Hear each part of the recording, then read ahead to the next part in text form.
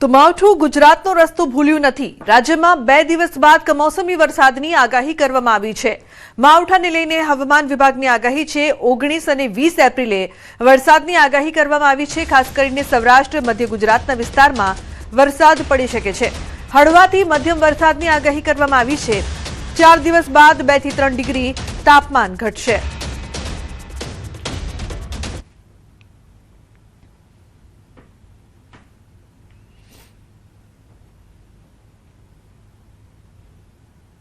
पंद्रह से 18 अप्रैल और जो 21 अप्रैल इसमें मौसम आमतौर पर शुष्क रहेंगे और जो हमारा 19 और 20 अप्रैल है इसमें हल्का से मध्यम बरसात होने का संभावना रहेगा इक्का दुक्का स्थानों में। अभी जो उच्चतम तापमान का बात करें तो इसमें अगले 4 दिन कोई बड़ा बदलाव नहीं रहेगा, लेकिन उसके आगे ग्रेजुअल फॉल रहेगा, मतलब टेम्परेचर 2 से 3 डिग्री सेंटीग्रेड टेम्परेचर डाउन होगा। अभी हमारा राज्यों में और जो यूनियन टेरिटरी दमन दीव दादरा नगर हवेली में जो पवन का दिशा है उत्तर पश्चिम से उत्तर पश्चिम दिशा से पवन चल रही है। तो हवामान निष्णांत अंबालालनी गरमी आंधी वंटोळ અને માવઠાવાળી આગાહી 20 એપ્રિલ સુધી ગરમી રહેશે। ઉત્તર ગુજરાતમાં પારો 43 સુધી જશે, પણ વચ્ચે 17-18 એપ્રિલે વરસાદી વાતાવરણ સર્જાશે।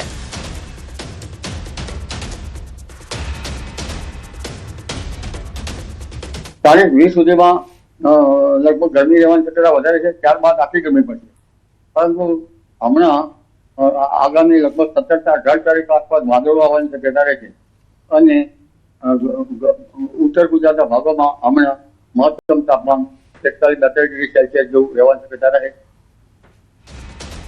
તો મે મહિનામાં 6 અને 10 માં હવામાનમાં પલટો। 11 મે થી 20 મેની વચ્ચે આંધી વંટોળ આવશે। આંધી સાથે વરસાદ પણ થશે। 23 આસપાસ દરિયો ડોલશે, ઊંચા મોજા ઉછળશે। તો 25 મે થી 4 જૂન વચ્ચે કોઈ ભાગમાં વરસાદ।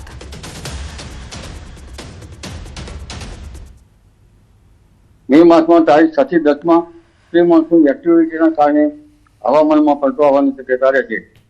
ત્યારબાદ તારીખ 11 મે થી 20 મે વચ્ચે આંધી વંટોળ સાથે હવામાનમાં પલટો આવવાની શક્યતા રહેશે અને પવનની ગતિ વધારે રહેવાની શક્યતા રહેશે।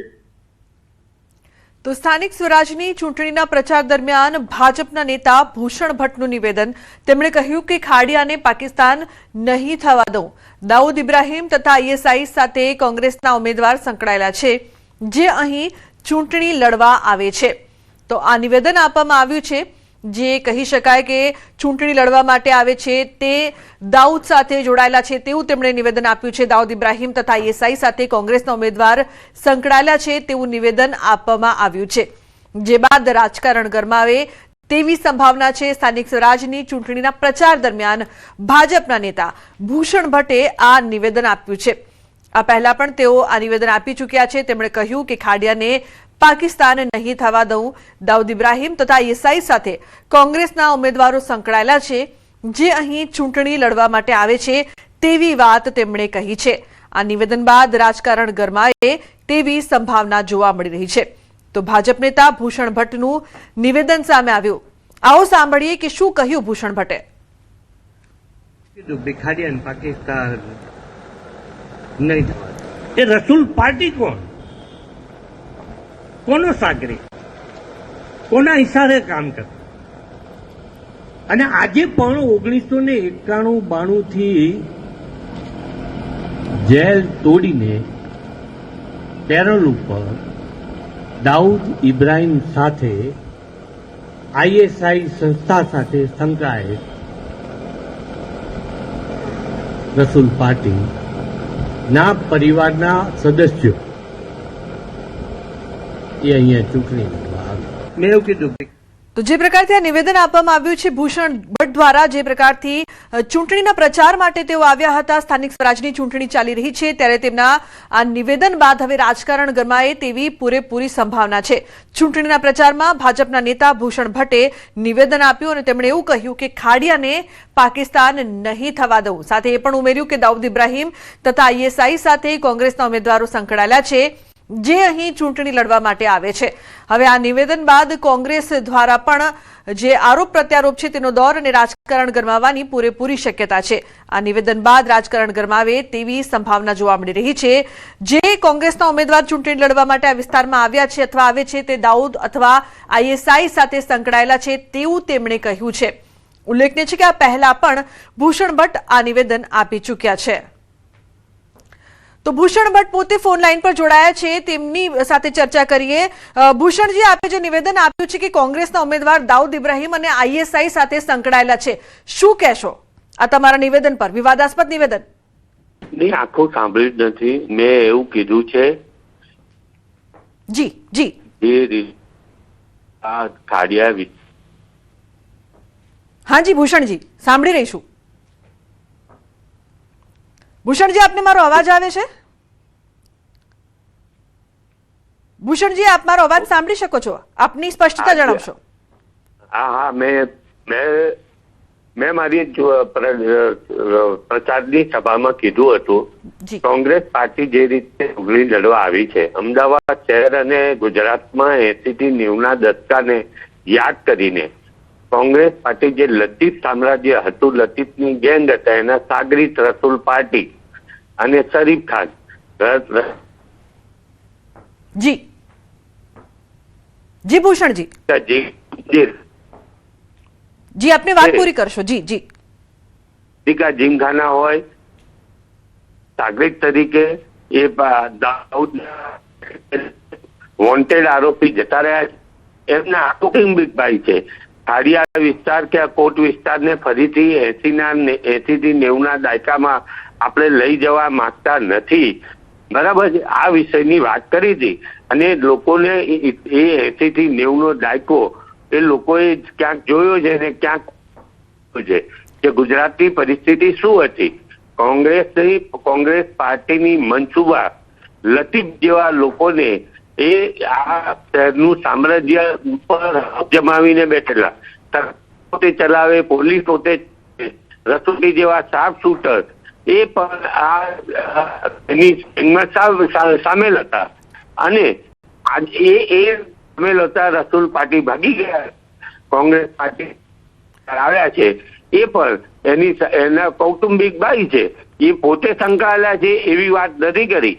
આ બહુ સ્પષ્ટ કોંગ્રેસ પાર્ટીના ઉમેદવાર સંકળાયેલા છે એવી વાત નથી કરી।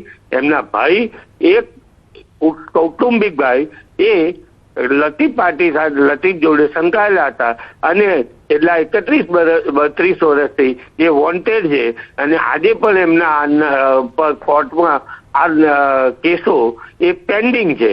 આટલી વાત મેં કરી હતી।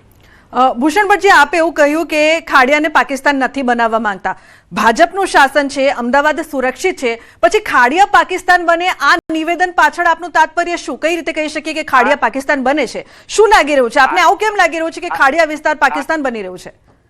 ખાડિયા એકલું નહીં, કોટ વિસ્તાર ઉપર જે રીતે 80 થી 90ના દાયકાની અંદર લતીફે જે સામ્રાજ્ય જમાવ્યું હતું, જેના કારણે લોકો એ 80 થી 90ના દાયકામાં ખાડિયા કે કોટ વિસ્તારમાંથી ભૂષણજી, એક વસ્તુ પૂછવા માંગીશ, આ 80નો દાયકો નથી, 90નો દાયકો નથી, આપનું શાસન છે, પછી અત્યારની વાત કરીએ, આપણે વર્તમાનની વાત કરીએ, ભૂતકાળની જગ્યાએ વર્તમાનની, વર્તમાનમાં આપને કેમ લાગ્યું કે પાકિસ્તાન થઈ રહ્યું છે ખાડિયા? વર્તમાન શાસનની અંદર અશાંત વિસ્તાર ધારાની કારણે ભારતીય જનતા પાર્ટીના શાસનમાં અશાંત વિસ્તાર ધારા નિયમન હેઠળ આજે સુખ, શાંતિ અને સમૃદ્ધિથી લોકો શાંતિથી રહે છે। એની અંદર એ શાંત પાણીની અંદર કોંગ્રેસ પાર્ટી કે આવા તત્વો, અનિષ્ટ તત્વો એ ખાડિયા કે કોટ વિસ્તારમાં આવી એ શાંતિ, સલામતી અને સમૃદ્ધિ ન ડોળે એનો ભય, એની વાત, એનો વિષય મેં લોકોને કીધો હતો। આપના નિવેદનમાં જ્યારે નિવેદન આપણે સાંભળીએ તો તેમાં એવી વાત કરવામાં આવી છે કે દાઉદ ઇબ્રાહીમ તથા આઈએસઆઈ સાથે કોંગ્રેસના ઉમેદવારો સંકળાયેલા છે। જો આવું છે તો શું ચૂંટણી આયોગને અથવા ઇન્ટેલિજન્સ જે સંસ્થાઓ છે તેમને આ વાત નથી ખબર? હજુ બી હું તમને કહું છું કે ઉમેદવાર સંકળાયેલા છે એવી વાત મેં નથી કરી। હજુ બી તમે એને બરાબર રીતે સાંભળો। મેં એટલી જ વાત કરી છે, હજુ એ વાતને વળગી રહેલો છું કે કોંગ્રેસ પાર્ટીના ઉમેદવારના કૌટુંબિક ભાઈ રસુલ પાર્ટી એ આ લતીફ ગેંગ સાથે સંકળાયેલા હતા. એ 30 વર્ષથી વોન્ટેડ છે જી. અને એ વોન્ટેડ છે ખાડિયા કે કોટ વિસ્તારની શાંતિને, સલામતીને, સમૃદ્ધિ જે 30-32 વર્ષથી છે કોટ વિસ્તાર કે અમદાવાદની, એ જળવાઈ રહે એ વાત મેં કરી છે. જી બિલકુલ ભૂષણજી, આભાર અમારી સાથે જોડાવા બદલ. તો તેઓ કહી રહ્યા છે કે જે વાત કરવામાં આવી છે મેં એવું નથી કહ્યું, કૌટુંબિક ભાઈ છે તે જોડાયેલા છે તેવી વાત તેમણે કહી છે તેવું ભૂષણ ભટ્ટ દ્વારા કહેવામાં આવ્યું છે.